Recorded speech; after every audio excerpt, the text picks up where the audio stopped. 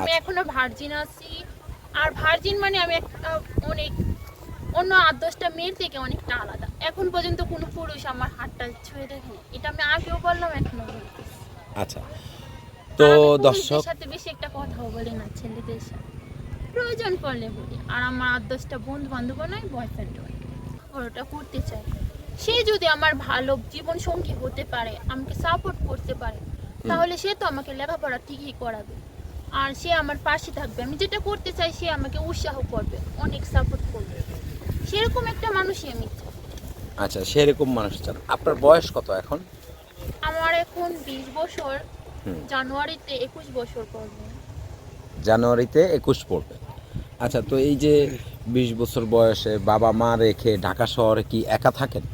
জি, আমি ঢাকা শহর মেসে থাকি। তো মেসে ওই থাকেন? মেসে মানে 12-10টা মেয়ের সাথে একসাথে জাস্ট থাকি। আমি অনেক কষ্ট করে, বুঝে নিত, হুম। কষ্ট করে লাইফটা চলতেছি, অনেক কষ্ট হইতেছে। আচ্ছা, অনেক কষ্ট করে লাইফ চলছে। জি। আচ্ছা, তো আসলে আপনি কি হলে মানে মোটামুটি ভালোভাবে চলতে পারবেন মনে হচ্ছে আপনার? আমার তো এখন পড়াশোনা কমপ্লিট হয় নাই, এখন তো আর চাকরি বাকরি করতে পারবো না।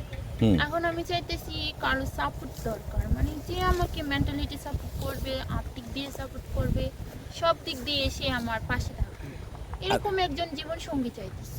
আচ্ছা, এখন যদি আমি পাই, তাহলে ওকে নিয়ে আমার জীবনটা আরো এগিয়ে যেতে পারবে। আরও এগিয়ে যেতে পারবেন। আচ্ছা, দেখা যাচ্ছে যে আপনাকে যে লোকটা আপনার দায়িত্ব নেবে, আপনার পাশে থাকবে, সে যদি আপনাকে লেখাপড়া করতে না দেয়, আপনার স্বপ্নটা যদি পূরণ না করতে দেয়, সেই ক্ষেত্রে কি আপনি তার কাছে বিয়ে বসবেন? না, আমি তাকে আমার রিলেশন এর আগে বা বিয়ে করার আগে বলে নেব যে দেখো, আমি তো লেখাপড়া করতে চাই, একটা ভালো কিছু করতে চাই, তুমি কিন্তু আমাকে সাপোর্ট করবে। সে যদি বলে যে না, তোমাকে আমি লেখাপড়া করতে দেবো না, তাহলে তো তার সাথে থাকা সম্ভব না, কারণ আমার লেখাপড়াটাই তো আসল। আচ্ছা, তো আসলে আপনার কাছে সে কি পাবে? আমার কাছে ও মেন্টালিটি সাপোর্ট পাবে, সব দিক দিয়ে সাপোর্ট পাবে। আমি তার একটা জীবন সঙ্গী হব, যোগ্য। এখনকার মেয়ের মতো না আমি যে ৮-১০টা বয়ফ্রেন্ড নিয়ে ঘোরাফেরা করি। তাকে আমি রিয়েলভাবে ভালোবাসবো, তাকে আমি নিজের সতীর্থ হিসেবে সব কিছুই দিতে চাইবো। আজ পর্যন্ত আমি কোনো ছেলের সাথে কথা পর্যন্ত বলি না, হাত ধরবো দূরের কথা, ঘুরতে যাবো দূরের কথা।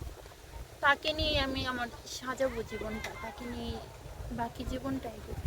একটু স্পষ্ট বলো।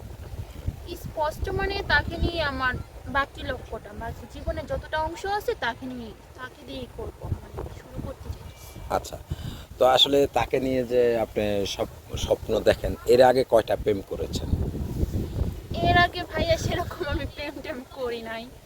আর এর আগে তো অনেক ছোট ছিলাম, কিন্তু যখন আমি মেচুরিটি হলাম, যখন আমি কলেজে পড়লাম, তখন তো প্রেম করার বয়সী। তাও আমি করি নাই, কারণ পড়াশোনাটাকে আমি জাস্টিফাইড করতাম বেশি, প্রেম করার আচ্ছা, মানে এর আগে কোনো প্রেম করা হয়নি?